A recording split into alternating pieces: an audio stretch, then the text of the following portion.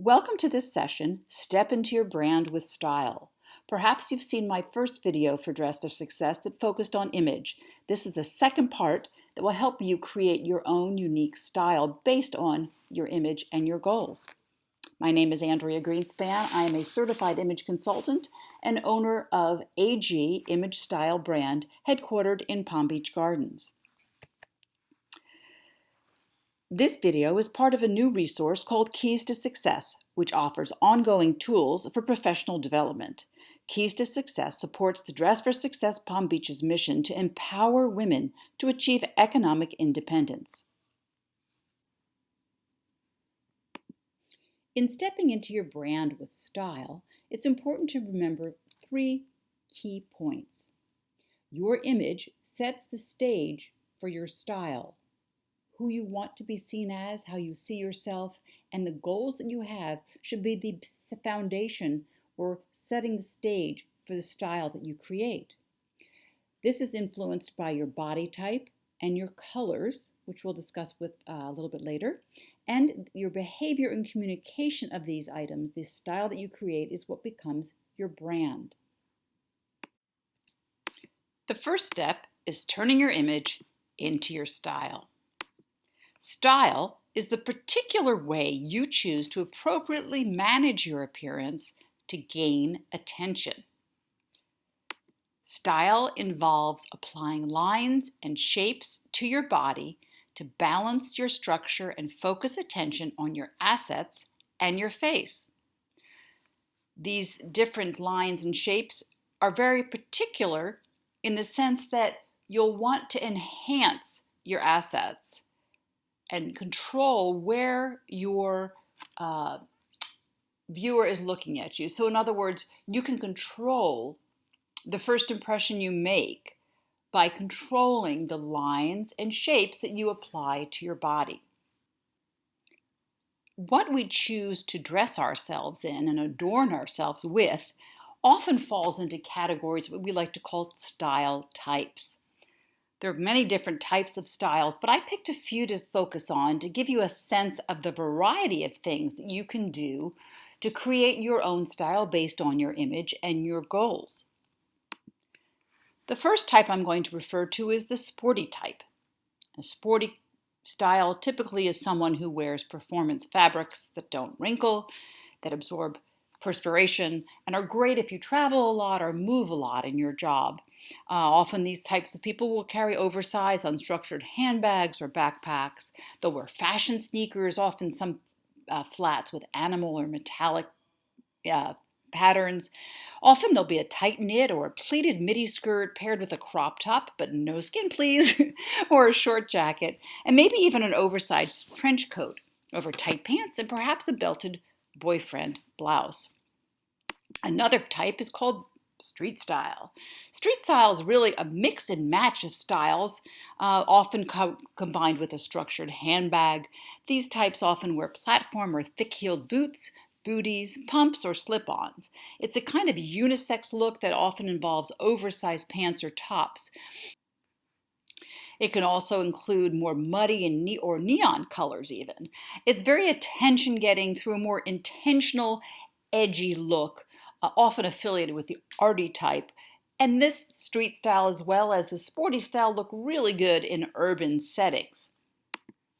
Another style is what we call romantic. It involves unstructured jackets or shawl collars and ponchos. Often it involves feminine details like lace, flouncy decorations, florals, ruffles. Often fabrics are soft, maybe to the touch like chenille even, and gauzy. Think of cashmere, rich fabrics. They often are complemented with tie-up boots, Mary Jane flats or heels, maybe even kitten heels, little flirty. Fit and flare styles, midi length, and waisted designs are often part of this romantic style. Of course, you can't get away without a classic style, and the classic style is what we think of when we think of business. Think lawyers, professionals, accountants, working in an office space. It involves tailored suits or suiting elements, Neutral colors of navy, brown, gray, black, or white, and often very structured pieces, jackets, either fitted to the body or oversized. Blouses are often in more traditional, rich fabrics of silk, polyester, cotton like Oxford, with small or maybe no patterns. Shoes can be as simple as pumps or loafers or even tie shoes.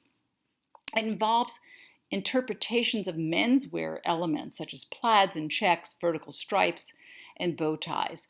And the fabrics are often more stiff, less giving, less feminine per se, because it's a more masculine world. I have a funny story here. When I entered the work world in the 80s, it was a time when women had not evolved very far in terms of their business dress, and we were wearing a lot of bow ties and suited items.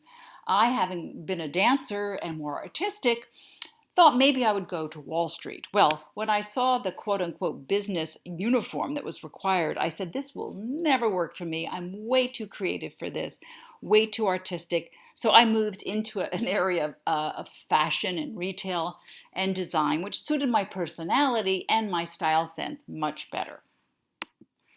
The last style I'll show you is a style type called Bohemian. It's more eclectic, carefree, experimental, artistic. You'll find people wearing colorful stripes against earth tones, or maybe you'll see embroidered fabrics or metallic lurex or wooden beaded ornamentation.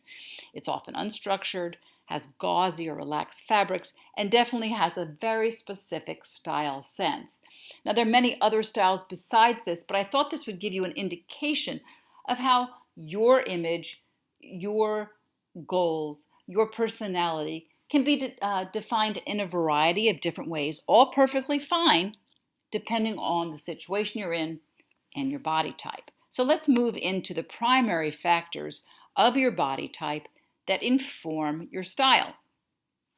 The three main factors are proportion, shape, and coloring.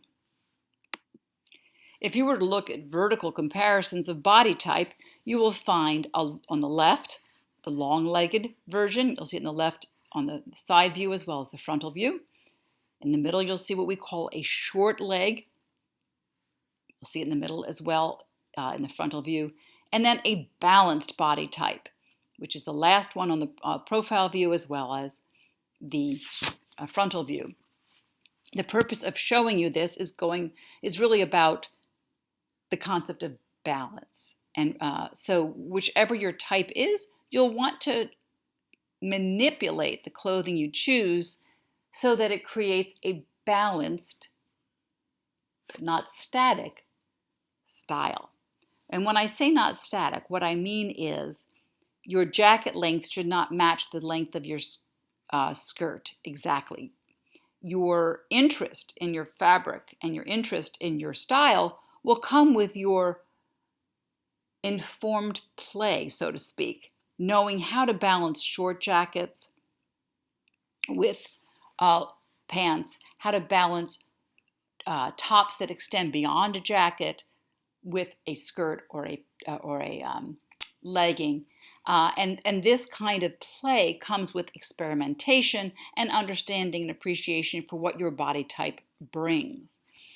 Typically, someone with a shorter leg, as shown in the middle, will want to create an elongated look. She'll want to make her legs look longer. Someone who has really long legs will want to wear a longer jacket to balance her leggy look. If one chooses to over-accentuate the long-leggedness or the short-leggedness, it's a decisive reason and it will bring attention to that, often with a sense of play. But in general, the rules are let's try to look for a more balanced type in our presentation, because with balance comes confidence, and with confidence, you will control the first impression that you make. According to a woman I studied with named Elaine Stoltz, there are actually 6 body types. The hourglass type, which is where the hips and the shoulders are the same basic width and the waist is about 10 inches narrower. The contour, which is a very common shape, is a modification between an hourglass and a rectangle. There's a slight indentation, but not extreme. The rectangle shape, which is balanced top, middle, and waist, and hips. The oval or round, where the middle is bigger than the hips and the shoulders. The triangle, where the hips are bigger than the waist and the shoulders. And the inverted triangle, which is the exact opposite, where the shoulders are bigger than both the hips and the waist. In any of these style types, as I referred to before in proportional ones, your goal is to try to balance it. With balance comes comfort. Think of a song. You know the old, if you're singing a song and it doesn't end on the right chord, you're waiting for that next chord to show completion. Well, so too is the case when you're looking at figures. Our eye looks for balance.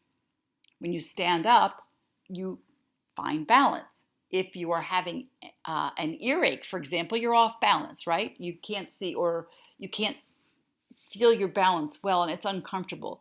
Likewise, the eye wants to find balance. Balance is comfort, and it gives someone a sense of well-being when they see balance. So your goal is to balance your appearance through the manipulation of styles, which are the lines and the colors and the shapes that you apply to your body form. This applies not only to clothing, but to the accessories we use. So, for example, if you're a larger build, you can wear larger accessories. A fine chain necklace on a larger or big-bosomed woman will get lost. You need to balance your body type to the accessories you wear if you want those accessories to be considered part of your outfit. Okay, so you don't want them to distract. You don't want to see someone coming in the room who's of a larger build with a very fine necklace, because someone would say, well, it would strike an odd balance. So balance and proportion is very important so that people don't stop and think about what you're wearing. They want to see you walking into the room. To make the best first impression, you need to control what they see. Knowledge allows you to control what they see. Knowing how to balance your body type controls what they see. And your job in the professional world, and when you're creating a stylish image, is to understand the control you actually have over the impression you make. Well, you can't get away with creating an image or a style without considering color. Everybody has a unique set of colors that can range from cool to warm to neutral. Now, there's a whole study here that I can't possibly get into in this time frame that we have, but for point of reference, think of this basic color circle, this color wheel. You can think the neutrals are the red and the green, the top and the bottom. There's very cool, which is considered blue-violet, and very warm, which is called yellow-orange. Who we are and what colors we can wear, what combinations of colors we can wear, has to do with our features, our skin tone, our reds in our skin, the color of our eyes, and the color of our hair. People, in very simplistic terms, if you have blue eyes and yellow, blonde hair, and pale skin, you're going to have more of a cool coloring on the left-hand side. If you're dark-skinned with a ruddy complexion and dark eyes and dark hair, you're going to typically be more on the warm side of this scale in terms of colors you choose. White and black are both neutrals.